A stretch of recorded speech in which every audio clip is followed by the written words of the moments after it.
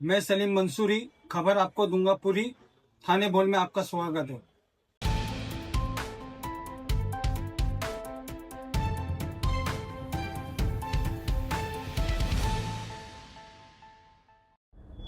हाँ। भाई साहब, पिछले कुछ दिनों से देखा जा रहा है आप खड़ी का काम कर रहे हो। राष्ट्रवादी कांग्रेस पार्टी, अजित पवार गुट, बुमराह का माहौल पूरा आपने, आपकी पार्टी जो राष्ट्रवादी शरद चंद्र पवार पार्टी है, उसमें माहौल पूरा गर्म कर दिया। कहीं ना कहीं भगदड़ मची हुई दिखाई दे रही है। तो क्या वजह थी भाई साहब, जो आप जैसा इतना बड़ा आदमी, इतनी बड़ी पोस्ट पर रहने वाले आप शख्सियत राष्ट्रवादी कांग्रेस पार्टी शरद पवार गुट में, आपने एकदम से विद्रोह कर दिया और कहीं ना कहीं आवाज साहब की पूरी बुमराह की पार्टी को फर्क पड़ता हुआ दिखाई दे रहा है? देखिए, ऐसा है कि मैंने हमेशा सम्मान की राजनीति की है। जिस जहाँ इंसाफ नहीं मिला मैं वहाँ खड़ा रहना पसंद भी नहीं करता। तो जिस पार्टी के लिए मैंने खून पसीना करके 20 साल से उस पार्टी को सींचा, उस पार्टी का नगर सेवक था, फिर अवार्ड साहब को चुनाव यहाँ से लड़वाए और पार्टी को मैंने माले के जैसा गूंद गूंद के एक आदमी को लाना, पकड़ना, करना, और उसके बाद उस पार्टी के अंदर अगर सम्मान न रहे और उस पार्टी के अंदर इंसाफ न मिले, तो मेरा ये कहना है कि जहाँ इंसाफ न मिले वहाँ से दूर हो जाना चाहिए, उसके खिलाफ बात करना चाहिए। मेरी सारी लड़ाई कार्यकर्ताओं के लिए, शहर के हर कार्यकर्ता के लिए मेरी लड़ाई है, जिनको 10-10 साल, 15-15 साल घसा जाता है और उसके बाद एंड टाइम पे कोई ना कोई लोग आ जाते हैं और उनके साथ इंसाफ हो जाता है और कार्यकर्ता के साथ ना इंसाफ। भाई साहब, ऐसा बताया जा रहा है कि आप कुछ टिकट मांग रहे थे अपने किसी कार्यकर्ता के लिए, जिसे अवार्ड साहब ने सिरे से नकार दिया, उसी को लेकर के नाराजगी है, सच है क्या? बिल्कुल सच है, बिल्कुल सच है। और यहीं से मेरी वो शुरू हुई। मैंने कई मरतबा कोशिश किया, समझाया, है ना, बस हर बात एक ही बात बोलते थे, कितने लोग हारेंगे हारेंगे। तो यार, राजनीति में तो हार और जीत रहती है। ठीक है, आप 3 साल इलेक्शन जीत गए, तो आप क्या अगर हार जाते तो क्या चुनाव नहीं लड़ते थे क्या? इसके बाद लड़ते थे। तो ये जब राजनीति में आदमी आया है, तो राजनीति में मिडिल स्टैंड तो है नहीं। या तो 5 साल के बाद चुनाव है, या तो जीतेगा या तो हारेगा। हारने का मापदंड ये है कि उसको चुनाव ही नहीं लड़ने देने का। पैसा वो खर्चा करे, रुपया वो खर्चा करे, पूरे 5 साल बैनर वो लगाए, पोस्टर वो लगाए, कार्यकर्ता वो बना रहे, और जब उसके बाद इम्तिहान का टाइम आवे तो बोले तू फेल। ऐसा नहीं चलता है भाई साहब, इतने दिनों से सीटें हारने के लिए भी रखी जाती है। जी, इतने दिनों से देखा जा रहा है कि आप स्टेज प्रोग्राम करते हुए कहीं ना कहीं राष्ट्रवादी के उम्मीदवारों को विरोध कर रहे हैं और कह रहे हैं कि खड़ी को जिताए। लेकिन कल अवार्ड साहब ने जब स्टेज शेयर किया पैनल नंबर 30 में, जायद मेडिकल और साहिद अंसारी के स्टेज से, तो उन्होंने साफ तौर पे कहा कि हमारे घरेलू संबंध है भाई साहब से, भाई साहब कुछ भी बोले, क्या भी बोले, मैं उनके खिलाफ कुछ नहीं बोलूंगा, क्योंकि वो आपके अब्बू का नाम लिया, मुसन्ना मियाँ के बेटे हैं और बहुत बड़ा घराना है, और ये राजनीति है, एक हमाम में सब नंगे हैं। तो इसको लेकर के क्या कहेंगे? बिल्कुल, एक हमाम में सब नंगे। राजनीति ही ऐसी चीज है कि हमाम में नंगे रहते। बीजेपी भी नंगी रहती है, कांग्रेस भी नंगी रहती है, क्या नाम है, एनसीएसपी भी नंगी रहती है, एनसीपी भी नंगी रहती है। हमाम में बिल्कुल सब नंगे हैं, इसमें कोई शक नहीं। अगर मैं भी नंगा हूँ तो मैं भी नंगा हूँ हवाम में, और वो भी नंगे तो वो भी नंगे हैं। लेकिन आप राजनीति में ये रह के बात करोगे कि मैं 100% करेक्ट रहूंगा, तो ये झूठ है। तो आपको कहा कि मेरे भाई के जैसे वो, और वो कुछ भी बोले मैं उसका कोई जवाब नहीं दूंगा, एक अल्फाज नहीं बोलूंगा। देखिए, ऐसा है कि मेरा जो जज्बात था वो मेरे जज्बात था, उसमें मेरी बात निकली, और गुस्से में इंसान से बात निकलती है। मेरा भी उनके साथ संबंध वही है। मैं आज भी, रूता अवार्ड मैडम जो है वो मेरी सबसे अच्छी दोस्त है, बहन है और भाभी भी है।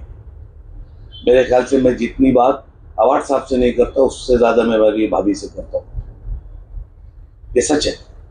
उनकी फैमिली से मेरा ताल्लुक है, इसमें कोई शक नहीं। वो मेरे बड़े भाई हैं, लेकिन बड़ा भाई होने के साथ उन्होंने छोटे भाई के साथ नाइंसाफ़ी किया। कहीं ना कहीं आपके बड़े भाई का दिल दुखा, क्योंकि आपने कहा था कि मुझे मजबूर मत करो वरना मैं नंगा कर दूंगा। ये सब पॉलिटिकल शब्द होते हैं, कभी कभी निकल जाते हैं, इसका माने ये सब नहीं होता है।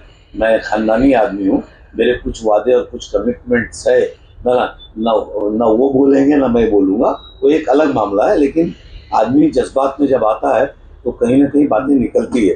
तो उन्होंने वो बात कही, तो मैंने, मेरी लड़ाई जो है ये है कि मुझे उन लोगों से शिकार ना कराएं जिनकी औकात शिकार की नहीं है।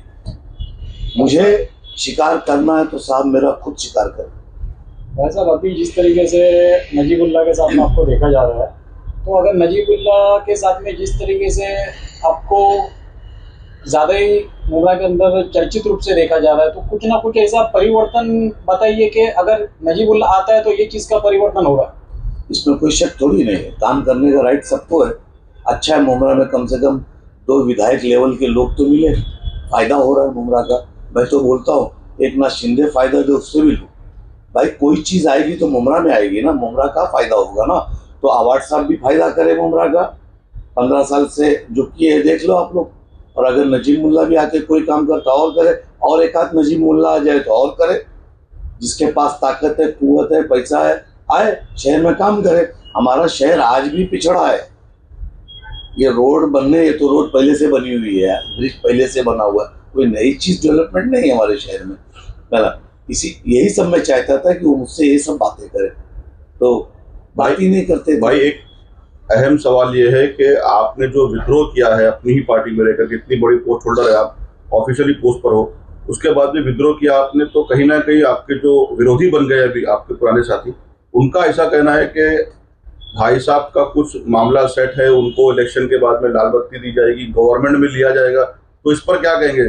देखिए ऐसा है कि मैं पवार साहब को छोड़ने वाला आदमी नहीं हूँ। एक चीज वो मेरा खानदानी है, और वो अजीत दादा साहब को भी मालूम है कि भाई साहब पवार साहब को नहीं छोड़ेंगे, है ना। ठीक है, मैं आवाज साहब को छोड़ सकता हूँ,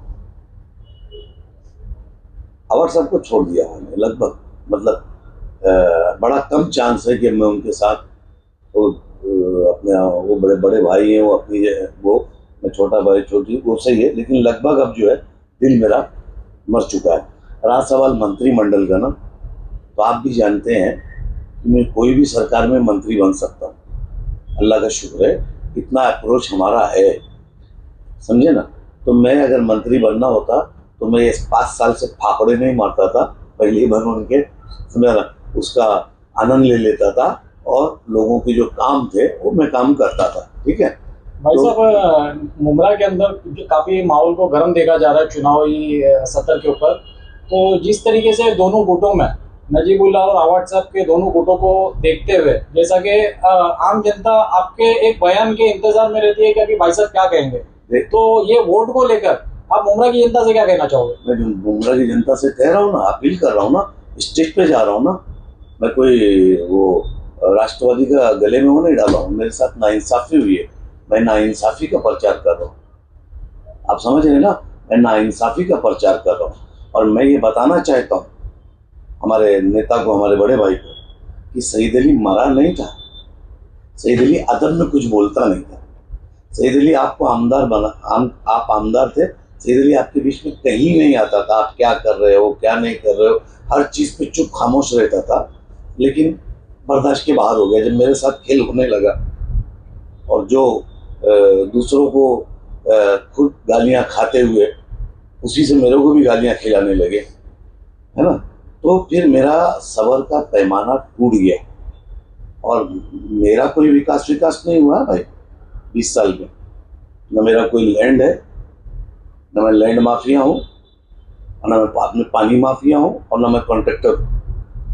मैं सिंपल जिंदगी जीता हूँ, भक्ति की जिंदगी जीता नहीं हूँ, नॉर्मल रहता हूँ, नॉर्मल चलता हूँ, नॉर्मल मिलता हूँ, है ना। इखलाक मेरा किरदार है खानदानी, वो मैं करता हूँ, और सबका अदब एहतराम भी करता हूँ, है ना। जो अदब एहतराम के काबिल है, और जो अदब एहतराम के काबिल नहीं है वो मुझसे उम्मीद भी ना करे, वो चाहे किसी की भी शक्ल में। कल एक बहुत पॉइंट की बात कही उन्होंने, आवाज साहब ने, पैनल नंबर 30 की सभा में, कि मैंने 2 टिकट नहीं दिया भाई साहब को इसलिए मैं बुरा हूं, वरना मैं कल तक बहुत अच्छा था। बिल्कुल अच्छे थे, मैं कहाँ बोलता बुरे थे, कल तक अच्छे थे, आगे भी अच्छे रहेंगे, उसके आगे भी अच्छे रहेंगे। रिश्ते खत्म नहीं होते, पॉलिटिकल रिश्ता खत्म हो गया, पॉलिटिकल रिश्ता खत्म हो गया, बाकी कोई रिश्ते खत्म नहीं हो गया। मेरा कोई ऐसा व्यक्तिगत उनसे कोई मतभेद है, मनभेद नहीं है। वो मतलब जो मुझे हर्ट हुआ बताना मेरा फर्ज था, और ताकत दिखाना भी मेरा फर्ज था, क्योंकि मैं चुप हो गया था तो मुझे चाय पाव समझ लिया गया था, है ना। वो बोलते हैं ना कि वो पुष्पा का क्या एक डायलॉग था, झुकेगा नहीं, नहीं वो क्या, फ्लावर समझा गया, फायर, फ्लावर समझा गया, मैं फायर हूँ। 5 दिन में मुंगरा की हवा बदल दिया ना, है ना। अब जितने समर्थक हैं उनको लेके मेरे को गाली दो सब जगह। लेकिन भाई साहब कहीं ना कहीं आप कह रहे हो अभी भी ऑन कैमरा के मेरे बड़े भाई और हमेशा रहेंगे, तो आपके बड़े भाई का दिल दुखा है, वो कहीं ना कहीं आहत हुए आपकी बातों से, तो उसको लेकर के क्या कि कहेंगे? अगर मेरे कोई शब्द उनको ऐसा चुभा तो उसके लिए मैं ऑन कैमरा माफी मांगता हूँ, क्योंकि ये मेरा खानदानी फर्ज है। जज्बात में आदमी बोल देता है, मैं उनसे छोड़ दीजिए माफी मांगने का। मैं कसम खा के बोल सकता हूँ कि इस शहर में अगर मेरे से रिक्शे वाले को भी अगर मैं जोर से बोल दूं और मेरे को क्लिक हो जाए कि नहीं यार इसका दिल दिख गया, तो मैं उसको सुबह तक जरूर फोन करके माफी मांग लेता हूँ। ये मेरी आदत है और ये मेरी तरबियत, मेरे नबी ने मेरे को ये तरबियत दिया है कि किसी का दिल आराज़ाई मत करो। लेकिन मेरे नबी ने ये भी किया है कि अपनी बात को ज़रूर रखो, और मैंने अपनी बात को रखा।